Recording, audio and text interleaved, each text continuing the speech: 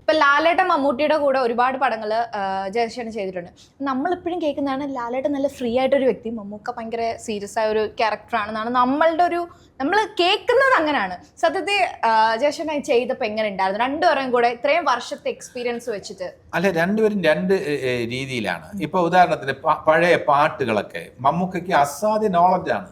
ഇപ്പൊ ബാബുക്കയുടെ പാട്ടുകൾ ഇതിന്റെ അതേ രീതിയിൽ പുള്ളി പാടുകയൊന്നുമില്ല, പക്ഷെ അത് പുള്ളി നമ്മുടെ കൂടെ തന്നെ അതിന്റെ ഫോളോ ചെയ്തോ അല്ലെങ്കിൽ ഒരു മിനിമം രീതിയിൽ അതിനെ പാർട്ടിസിപ്പേറ്റ് ചെയ്യും. പുള്ളിക്ക് അതിനെക്കുറിച്ച് ആരൊക്കെയാണ് പാട്ട് എഴുതിയിട്ടുള്ളത്, ആരൊക്കെയാണ് സംഗീത സംവിധാനം നിർവഹിച്ചിട്ടുള്ളത്, ആ ചിത്രത്തിൽ ആരൊക്കെ അഭിനയിച്ചിട്ടുള്ളത്, അത്രയും ഡീറ്റെയിൽസ് മമ്മൂക്കയുടെ അത്ര ഒരു പക്ഷേ മോഹൻലാലിന് ഉണ്ടായിരിക്കില്ല. മോഹൻലാൽ അത്രയും പാഷനോടുകൂടി പഴയ ഗാനങ്ങൾ കുറിച്ചുള്ള അറിവുണ്ടാവില്ല. ഞാൻ വെച്ചാൽ പഴയ ഗാനങ്ങൾ ഇന്ന് പാടാൻ മോഹൻലാൽ ഒരുപാട് ശ്രമിക്കുന്നുണ്ട്.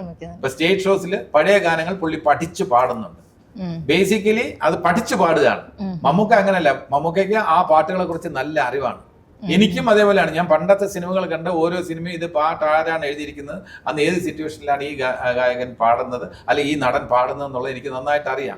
അതുകൊണ്ട് തന്നെ സീനിയർ ആയിട്ടുള്ള ആക്ടേഴ്സിന്റെ അടുത്ത്, മധുസാറിന്റെ അടുത്തൊക്കെ സംസാരിക്കുമ്പോൾ അദ്ദേഹം പോലും മറന്നു കിടക്കുന്ന ചില പാട്ടുകളൊക്കെ ഞാൻ സൂചിപ്പിക്കുമ്പോൾ അയ്യോ അത് ശരി, ഞാൻ പാടിയ പാട്ടാണല്ലേ എന്ന് അദ്ദേഹം ചോദിക്കാറുണ്ട്. അപ്പൊ മമ്മൂക്ക അങ്ങനെ ഓരോ കാര്യത്തിൽ സോഷ്യൽ ആയിട്ടുള്ള കാര്യങ്ങളിൽ, ഇപ്പൊ പൊളിറ്റിക്കൽ ആയിട്ടുള്ള കാര്യങ്ങൾ മമ്മൂക്കയുടെ കാഴ്ചപ്പാട് മമ്മൂക്ക തുറന്ന് നമ്മളോട് സംസാരിക്കും. അദ്ദേഹത്തിന്റെ രീതി ആ രീതി ആയിരിക്കില്ല മോഹൻലാൽ അതിനെക്കുറിച്ച് ഇൻ ഡെപ്ത് ചിലപ്പോൾ അതിന്റെ ഒരു ഡിസ്കഷനിലോട്ട് പോകാൻ പുള്ളി താല്പര്യപ്പെടില്ല.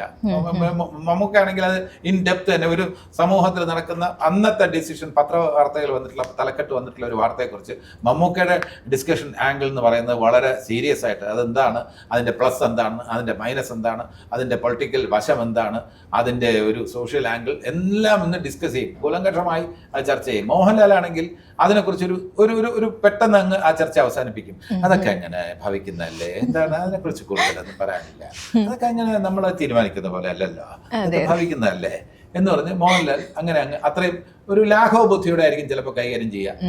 മമ്മൂക്കയുടെ അപ്രോച്ച് വേറെ ആയിരിക്കും. ഇത് ആക്ടിങ്ങിലും ഒക്കെ തന്നെ വേറൊരു സംഭവമാണ്.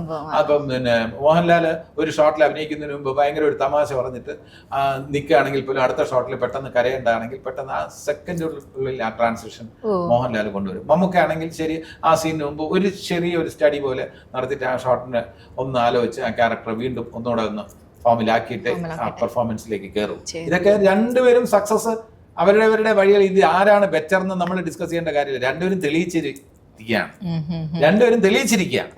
അത് ആരുടെയാണ് ശരി ആരുടെയാണ് തെറ്റെന്ന് പറയാൻ പറ്റില്ല. മോഹൻലാലിന്റെ സമീപനമാണോ മമ്മൂക്കയുടെ സമീപനമാണോ ശരിയെന്ന് വെച്ചിരുന്നാൽ രണ്ടുപേരും അവരവരുടേതായിട്ടുള്ള രീതിയിൽ ചിന്തിക്കുന്നു.